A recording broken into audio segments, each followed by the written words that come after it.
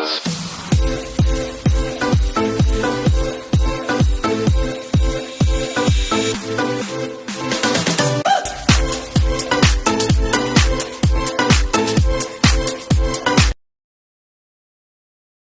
araw po sa ating lahat mga kapintura. Ngayon po ay araw ng linggo. Wala tayong pasok. So ito naman po ang ating mga alagang aso ang ating asikasuhin ngayon kasi alam naman natin na madalang lang maligo ang mga to. So kayo samahan nyo ako. Paliliguan natin sila para mapreskuhan naman. Ligo, ligo, ligo. Dito, dito.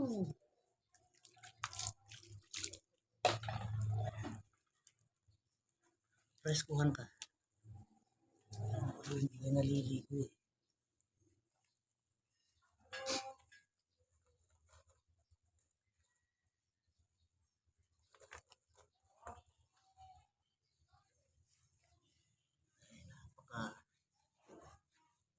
Gusto niya nga maligo.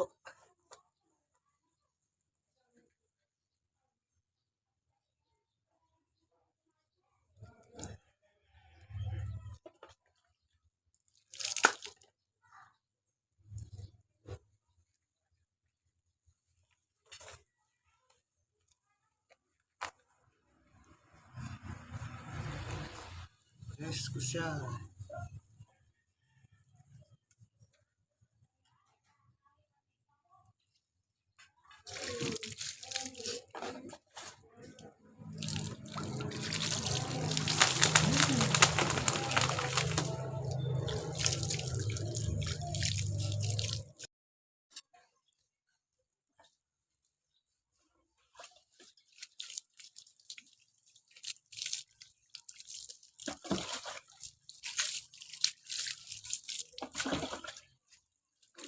Ito si Whitey. Whitey.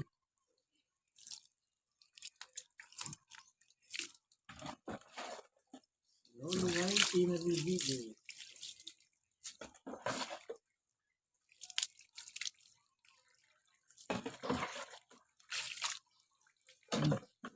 Dugo na niya.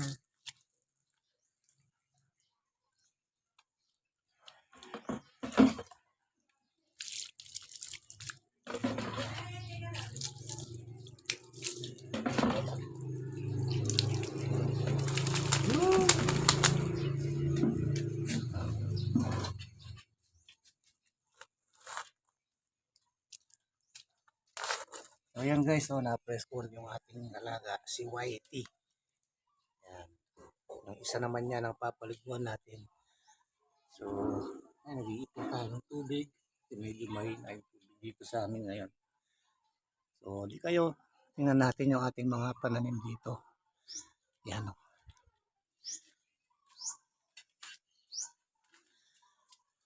Ito na yung aking patola. Ayan, nakala ko hindi siya magbubunga ng akala ko lalaki. Kasi sa patola may lalaki tsaka babae. So nakita ko meron na siyang umusbong na bunga sa pinakadulo. Totoo nga sana yan. Gusto ko nang bunutin para makapagtanim ulit. Pero nakita ko may bunga siyang maliit pa. So, sayang naman. Hindi pa natin siya ng pagkakataon. Ayan o, yung kanyang balag. Dahil sa sobrang init talaga, napapalaban yung aking mga pananim. So, kailangan huwag natin pababayaan silang diligan araw-araw. Kaya nadidilig natin yan tuwing pagdating natin galing sa trabaho. Ayan o. Medyo lumabong na yung ating yung lemongrass. Meron pa ako isang maliit na napatubong patola. Ayan o. Tapos itong aking mga mais naman. Ayan o, may bunga na siya.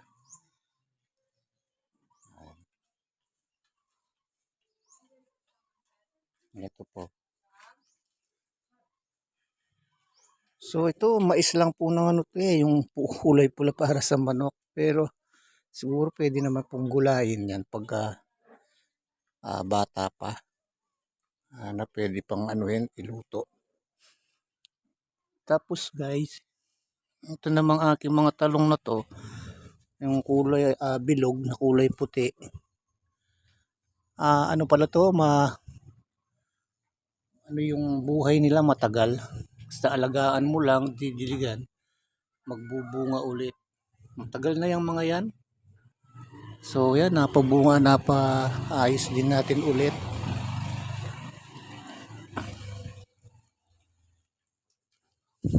Napabayaan ko itong okra ko. Tumanda no.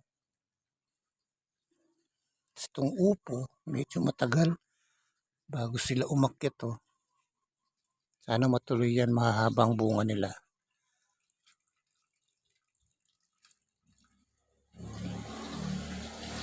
Ito guys, ang maganda oh.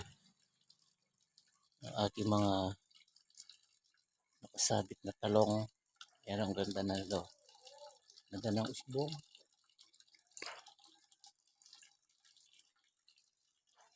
Yan, tatlo sila. Bali mga ano to, yung mga bonsai na talong na nabibili sa mga nagtitinda ng mga gulay na napapatubo na.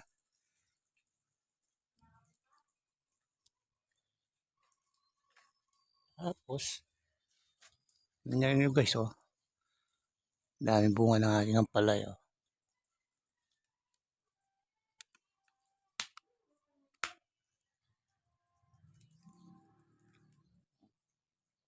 Dami.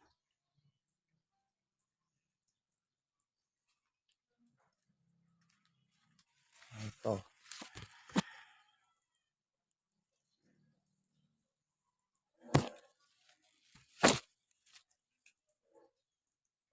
Guys, masipag ka lang magtanim. Tapos itong aking malunggay, yung imported ng malunggay, nakapagkuha na kami ng dahon niya. Pinangsahog sa munggo. Di ang sarap.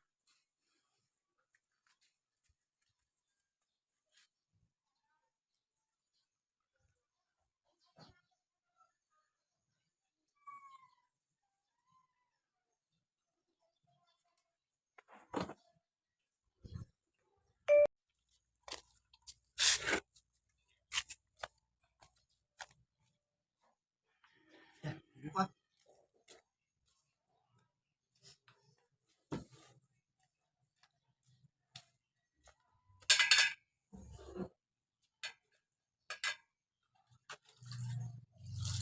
Dito.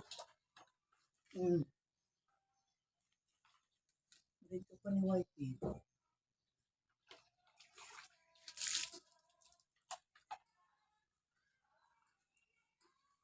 Ganito.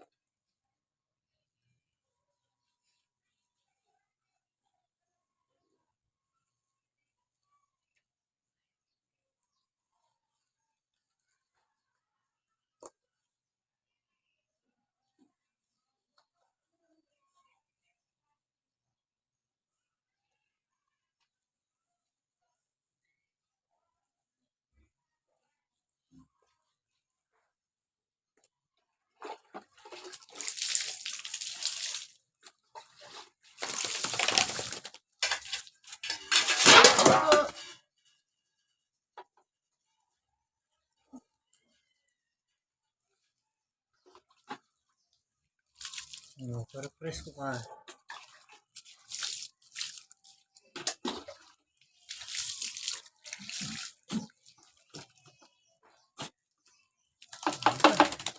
Ito. Ano eh?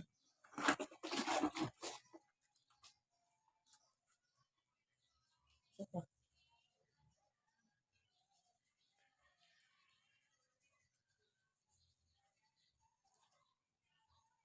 Ulit yan.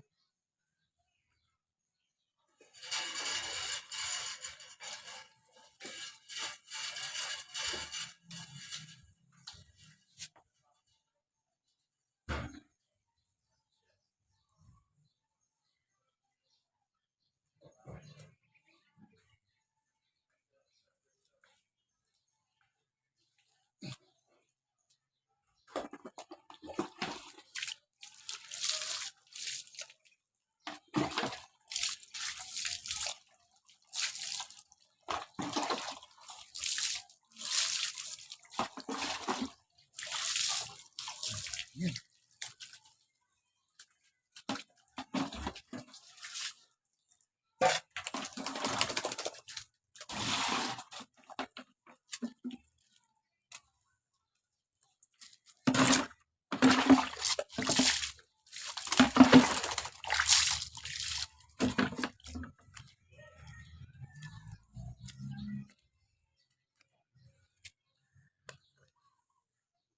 Ayan, na-preskuhan ko. Dahil ka pa ni Whitey.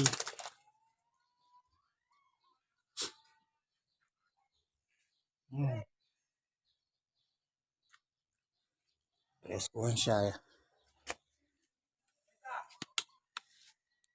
So yan guys, yan yung ating video for today. Ayan, yung pagpapaligo sa ating mga alagang hayop, lalong-lalo na po ngayon, panahon din ng init. Kakaramdam din sila ng mga init, lalong-lalo na hindi na po sila makaligo mag-isa. Hindi po natin sila paliliguan. So kung nagustuhan nyo ang aking video po, ayan, kung hindi pa kahiwas na nakasubscribe, please subscribe na po. Huwag niyo pong kalilimutan pindutin yung bell icon para updated po kayo sa mga video ating na-upload. Siyempre, ayan, yung alaga natin bato-bato pala. Kalimutan natin i-flex. I-flex lang na po natin siya.